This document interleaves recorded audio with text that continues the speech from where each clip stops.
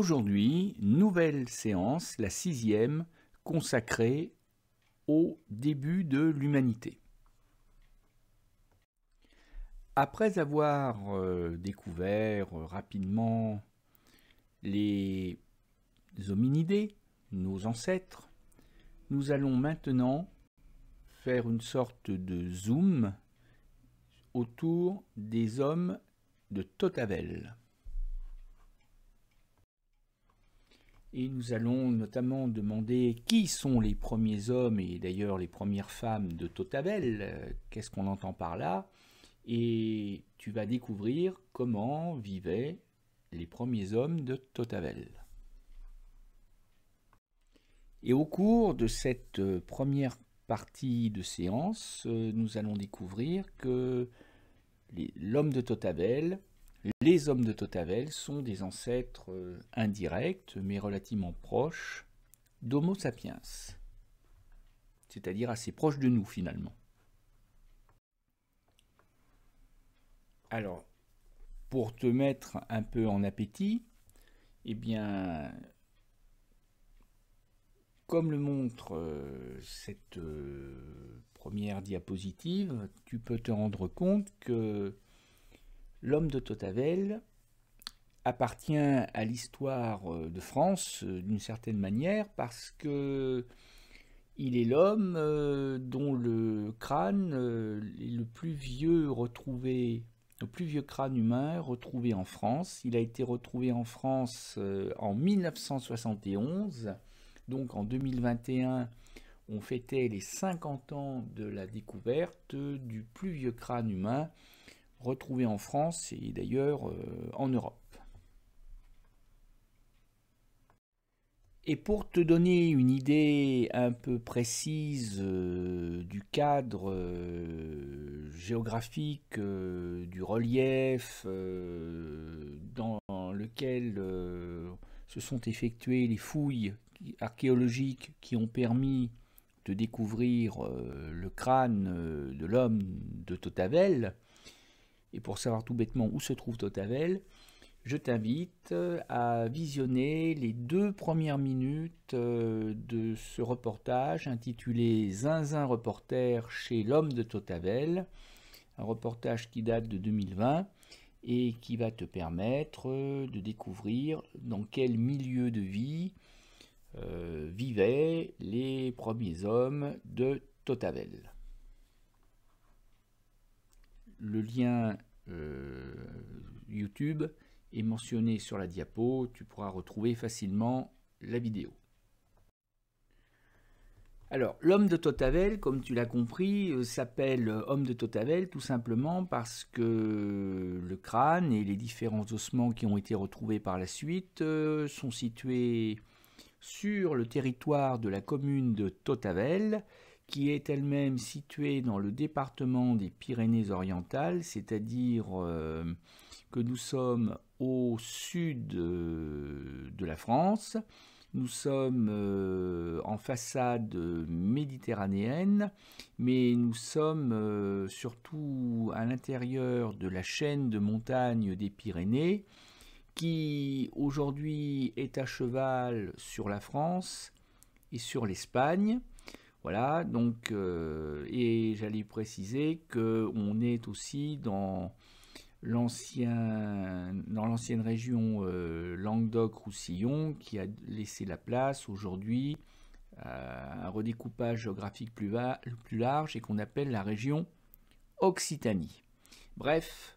on est dans le sud de la France.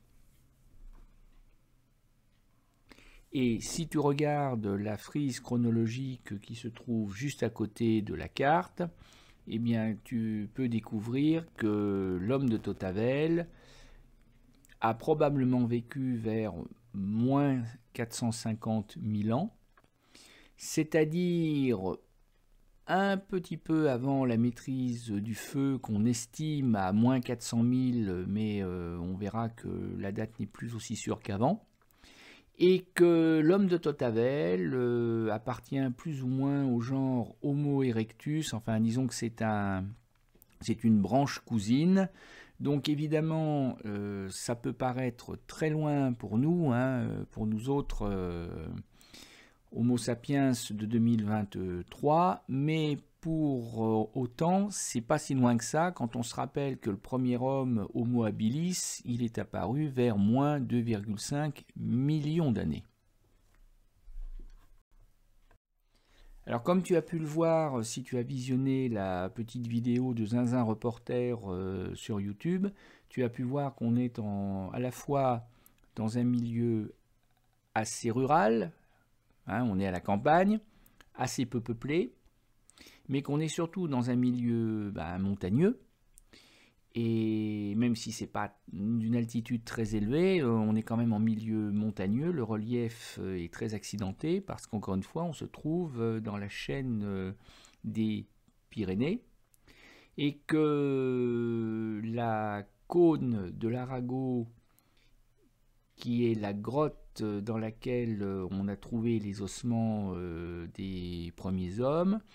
et se situe donc en hauteur. Alors contrairement aux autres grottes préhistoriques dont on a déjà eu l'occasion de parler, c'est-à-dire la grotte Chauvet, la grotte de Lascaux ou la grotte Cosquer, la grotte de l'Arago, ou la cône de l'Arago comme on peut aussi l'appeler, était connue depuis très longtemps, mais difficile d'accès. Mais par contre, son entrée n'était pas cachée par des amoncellements de roches ou par une remontée du niveau de la mer, comme ça pouvait être le cas pour les autres grottes. Mais heureusement, elle a attiré assez peu la curiosité du public jusqu'à maintenant, ce qui fait que elle a été relativement préservée, elle n'a pas été pillée, ce qui fait le bonheur des archéologues d'aujourd'hui, qui continuent les recherches. Et pour être parfaitement complet sur le site géographique, il faut savoir que cette grotte permettait d'avoir un point de vue plongeant sur la plaine aux alentours et d'apercevoir la rivière du Verdouble en contrebas. Et cette rivière du Verdouble était indispensable aussi bien pour le ravitaillement en eau potable de l'homme de Totavel que pour le ravitaillement en eau potable des animaux que l'homme de Totavel chassait pour se nourrir, pour en prélever la chair, la viande. Donc il avait un promontoire d'observation qui lui permettait de voir arriver les animaux et de pouvoir ensuite envisager de les chasser. Comme en plus cette grotte est orientée sud-est, elle était relativement baignée par le soleil l'hiver, ce qui fait que les températures ne baissaient pas l'hiver, ce qui en faisait un lieu d'accueil vraiment très, très recherché pour l'homme de Totavel. Alors on a commencé par retrouver un crâne à peu près intact, mais on a ensuite retrouvé une partie, différents fragments de squelette, ce qui permet d'avoir une idée assez précise de l'anatomie de l'homme de Totavel, comme tu peux le voir sur l'image de gauche, et tu peux apercevoir que certaines parties du squelette sont un peu plus blanches que les autres, notamment au niveau du crâne. Eh bien, les parties les plus blanches sont des reconstitutions en plâtre, parce qu'on n'a pas retrouvé forcément 100% d'un squelette,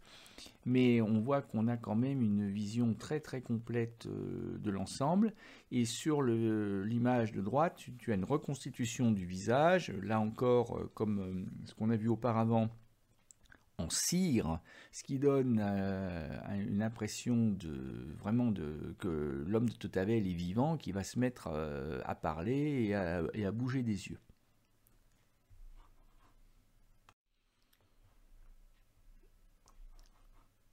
Alors comme tu peux le voir, par rapport à Homo erectus, qui était l'espèce humaine la plus représentée à l'époque, eh bien l'homme de Totavel est quand même un peu différent, hein. L'Homo erectus ressemble quand même plus à un singe que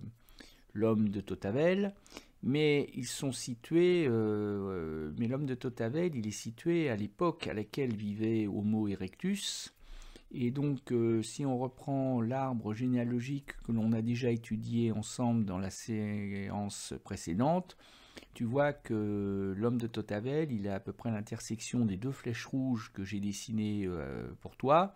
Et donc, on est quelque part entre Homo erectus et Homo sapiens. Henry de Lumley, qui est l'archéologue qui a déterré le crâne de l'homme de Tautavel et qui a touché le jackpot, parce que là, ça l'a rendu extrêmement célèbre, a étudié, si j'ose dire, son crâne, hein, puisque pour toujours, il sera associé à la découverte du crâne de Tautavel, et il nous décrit le crâne de la manière suivante. Ces orbites larges et profondes, c'est-à-dire l'emplacement des yeux, parce qu'évidemment les yeux, eux, ont disparu, les globes oculaires ont disparu, sont surmontés par un vigoureux bourrelet. C'est-à-dire que ce que nous on appelle aujourd'hui l'arcade sourcilière, qui est assez peu prononcée, à l'époque de Tautavel, il a un véritable pare-choc osseux, hein, qui devait le mettre quand même à l'abri des coups de tête. Hein, et qui lui devait donner un visage assez farouche au personnage. La face est projetée en avant, les pommettes sont saillantes, c'est-à-dire le haut des joues est très prononcé, hein, donc il a un visage qui était certainement très marqué, beaucoup plus marqué que le nôtre aujourd'hui. La voûte du crâne est basse et allongée, le front fuyant. Bon, pour dire les choses de manière un peu familière, il est un peu bas de plafond. Hein, il a un crâne qui n'est pas très, très arrondi, mais tout simplement, ce qui est aussi l'indication que sa capacité crânienne est relativement limitée par rapport à Homo sapiens, même s'il a un cerveau estimé à 1150 cm3, ce qui veut dire qu'il est malgré tout beaucoup plus intelligent que ses prédécesseurs et même que Homo erectus. Alors comme le montre cette illustration qui évoque la vie quotidienne dans la grotte de Tautavel et que nous étudierons ensemble tout à l'heure, le sol s'est rapidement trouvé jonché de débris, de nourriture, d'objets de toutes sortes qui n'ont pas été balayés, nettoyés par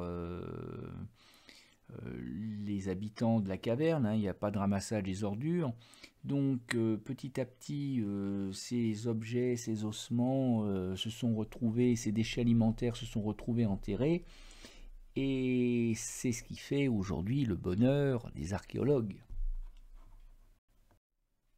Parce qu'il n'est pas rare de mettre la main, si je puis dire, sur ce genre d'objets, qui sont des objets certes assez peu élaborés, évidemment, qui sont vraiment primitifs, mais qui ont donné son nom à la période du paléolithique, c'est-à-dire la période de la pierre taillée. On voit des pierres aiguisées sur plusieurs arêtes, que l'on appelle des bifaces.